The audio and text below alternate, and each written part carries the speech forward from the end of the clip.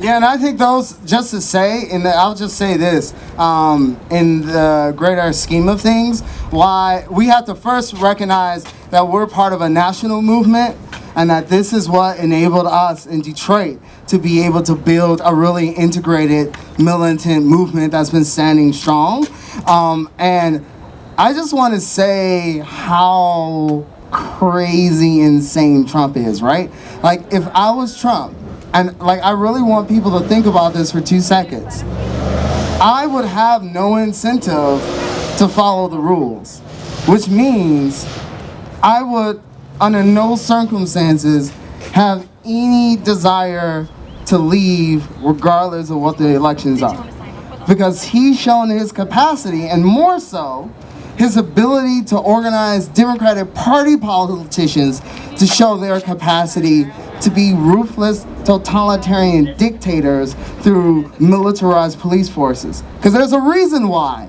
And this happened before Trump, to be honest. We've seen, in particular, militarization of police forces in urban areas. Because they know that we're fighters. And when they look to impose harsh austerity measures and cuts on us, that we're going to fight back. And in response to our fight back, their response is arm themselves to the teeth with tanks and military-grade weaponry. So I think that that's like really important to like think about as we continue to build this movement.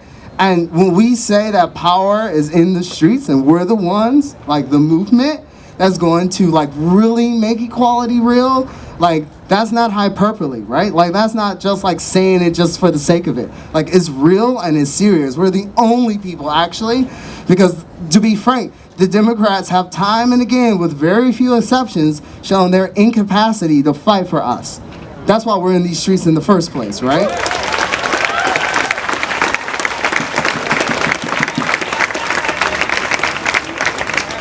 So I think one of the things that we, locally demands that we're putting forward, I think, we had a discussion about it last week. We had a list of 23 demands, and I have a set of proposals on how to move forward with those demands, because I think, the media has been, I've been doing like too many interviews today, but they keep asking me, well, what about these demands? And I think that demands, first off, that whole list of demands should be seen as the demands of the movement and our aspiration of what we want this society to be. Because we know that some of those demands, like Duggan himself or Chief Craig can't do, but that's not the point of putting forward those demands.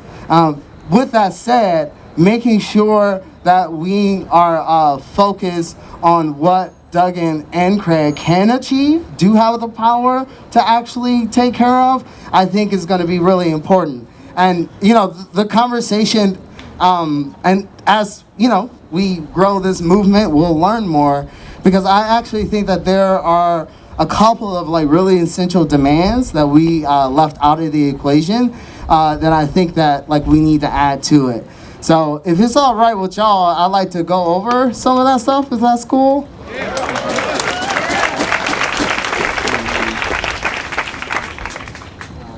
Sorry, I gotta find the slide. All right, so I just want to, so what I came up with was a list of 9 demands out of the 23 that is specific to Duggan and Chief Craig that they can actually do, okay? And I'll just go through them. The first is to defund and demilitarize the police.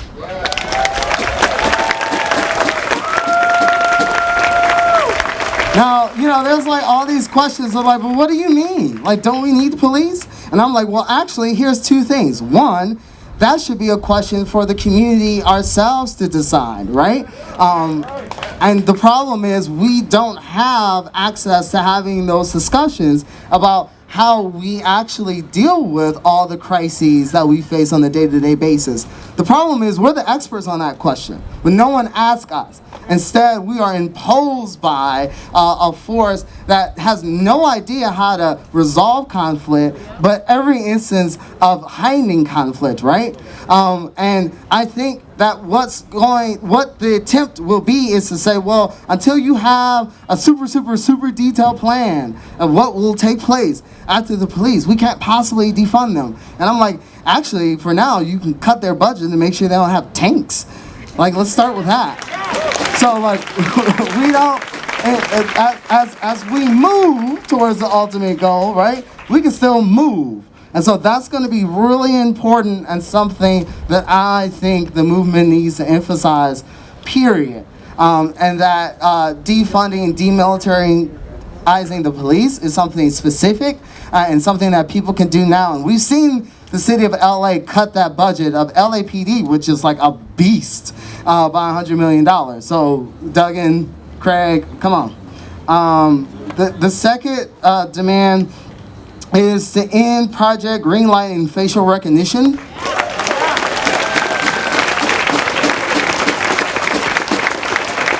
Now, the truth is, that's part of the demilitarization of the police, but why I think it's important to emphasize that as a thing in of itself is because people in the city are familiar with that project and over the years have fought as best as they can to oppose that project and talk about all the problems that are associated with it.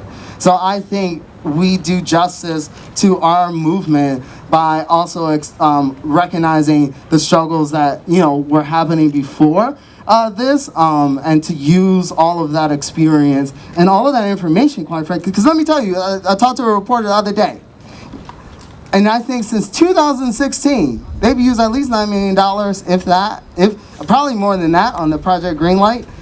But since 2016, they can only say that Project Greenlight has helped them solve 40 cases. They have over like 60,000 cameras or something. And so like, they're putting money into a project that doesn't even work. And these are the same people who try to tell us why we need budget cuts and bus services because we don't have enough riders. Well, if that's your logic, right, then why do we have this program still?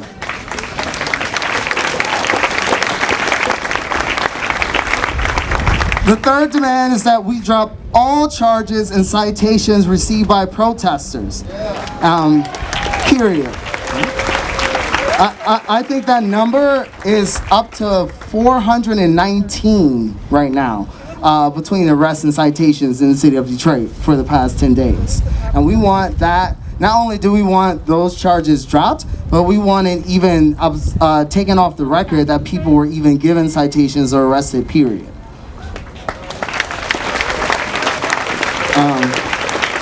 And again, and I just want to emphasize this. Look on my Facebook page, and I should tell you one of the things as an effort to try to give some more kind of organization to this movement. Like we've created a number of social media platforms and websites called Detroit Will Breathe. Nakia came up with that one.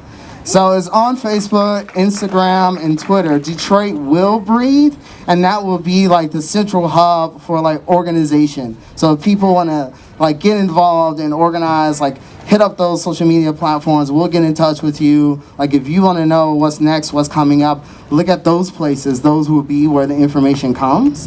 And why did I say that? Oh, because one of the things I want people to know is that in the next couple of days, the moratorium on evictions are going to end. And in the city of Detroit, we already have 2,000 eviction cases ready to roll and over 400 eviction orders already signed, ready to be executed. We're still in the midst of a pandemic, and that can happen. So one of the things that we want DPD to do in response to that is to refuse to carry out eviction orders, okay? But there's also, and just to let you know, tomorrow there's going to be on the east side of Detroit, starting at like 2:30 or 2 o'clock, a car caravan that's part of a statewide effort that will include phone zaps to call on Whitmore to extend the moratorium on evictions, because we have to. She opened up the economy way too early, but the least she can do is make sure that people continue to stay in their homes.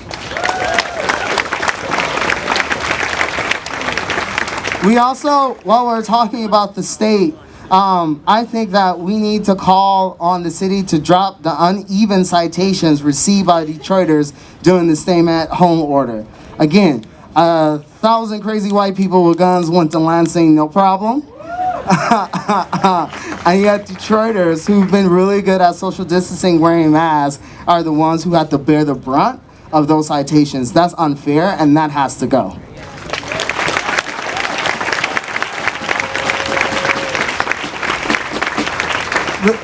The sixth demand was not part of our original 23 demands, but I got a lot of messages about the need to address this question, and the question is the relationship between police and the sexual assault of prisoners and people within their custody. So right now, Michigan is one of 35 states that makes it legal for a police officer to have consensual sex with someone in custody. Now, now that doesn't sound like consent, does it? Okay. So, even though that's a state question, DPD and the city of Detroit can take the initiative to make sure that we end consensual sex between police officers and those in custody. I think that's an important demand. In particular, that will defend our brothers and sisters, specifically our sisters and trans sisters against assault, who are most vulnerable to it, okay?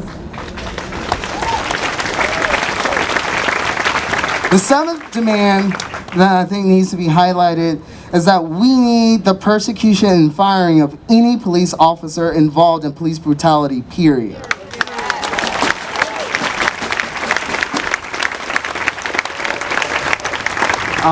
And I'll say a little bit more, but like one of our demands is to create a system of civilian oversight. In the city of Detroit, we have that. In a bunch of places where police brutality continues on a day-to-day basis, we have those civilian boards that act as de facto rubber stamps of the local police departments. And so this is the type of civilian oversight committee that we need. The movement continuing to be mobilized and making sure that police pay, that they actually get served justice, is going to be the biggest deterrent we have against police brutality, right? And again, we know this because we are closer to getting justice for George Floyd staying out here than we were not being out on these streets. We saw it in the midst of our mobilizations, those charges being increased from 3rd degree to 2nd degree, and those other officers arrested, right? We continue with this movement, with this momentum we have, and we can accomplish much, much more, right? Actual justice. So the 8th demand, and I think this is really important, is that we fight to make Detroit a sanctuary city. Yeah.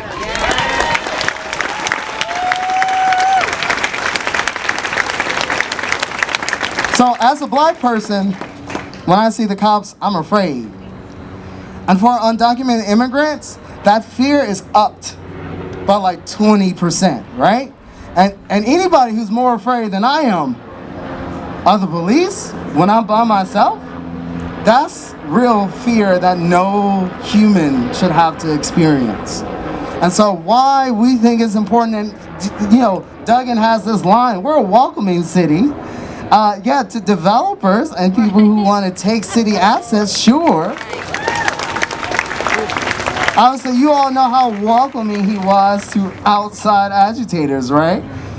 And so I think this is, especially for brothers and sisters, I think we had a statement from Cosecha the other day offering solidarity. I think it's going to be really, really important if we're fighting for real justice to make as a serious demand that people who are undocumented, who contribute and live in this city, not live in perpetual fear.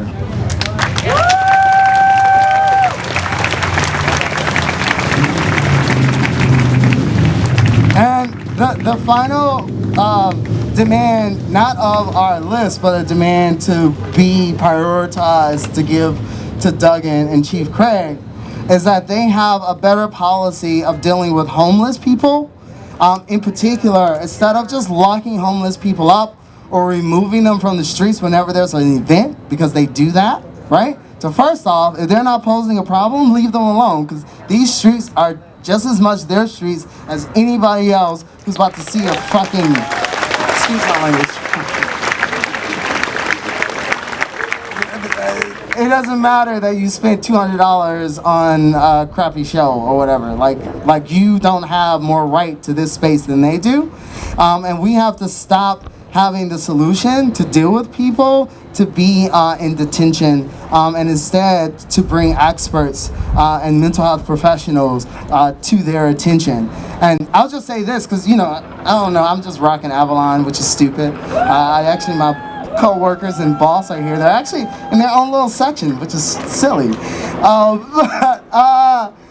You know, we created a policy on how to deal with like homeless people, and you know, because one, we didn't want to call police because we knew that wasn't a solution, and also we were dealing with human beings who've been through a lot. And so we have a whole policy on how to make sure we're taking care of our homeless brothers and sisters in a real humane way, right? And if my little barista coffee shop can do it, then the city of Detroit definitely has the capacity to do it.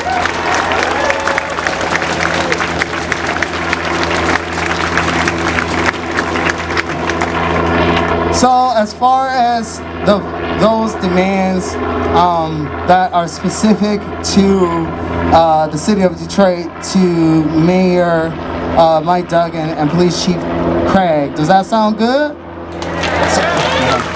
So can we take a vote? All those in favor of raising those demands to Duggan, raise your hand. Any objections? Any no's? In addition. Oh, so, well, I think what you got? What you trying to? Take free some of the black men that are in prison for minimal charges. Right. They're making money off of black men. Okay. So that would be defunding the police. So he brought up. So now this brings the conversation. I'll just say what he said. Because that's actually part of our 23 demands of releasing people, as particular nonviolent offenders, from Wayne County and from prisons, especially because the pandemic, that's just like the safe thing to do to keep people out. I think that demand has to be a demand. It's not something that DPD and the mayor can do specifically themselves, because they don't have authority over Wayne County prisons. But that still has to be a demand of the movement. And so I think what we have to, the other, you know, it would be good to consolidate some of our demands, because some of them were repetitive. But I do think that we have to continue to call for the release. We talked about disbanding money bail system, because we know like how crazy and fucked up that is. Which some people were talking about expungement. I do want to put out there that there are programs actually that help people get expunged. And one of the things that money, if we defund the police, it could go to, is making sure that more resources are put into programs to help people, you know, take things off of their records, right? And so, let me pull up the rest of the, yeah. Oh, yeah. Go ahead, Baba Baxter.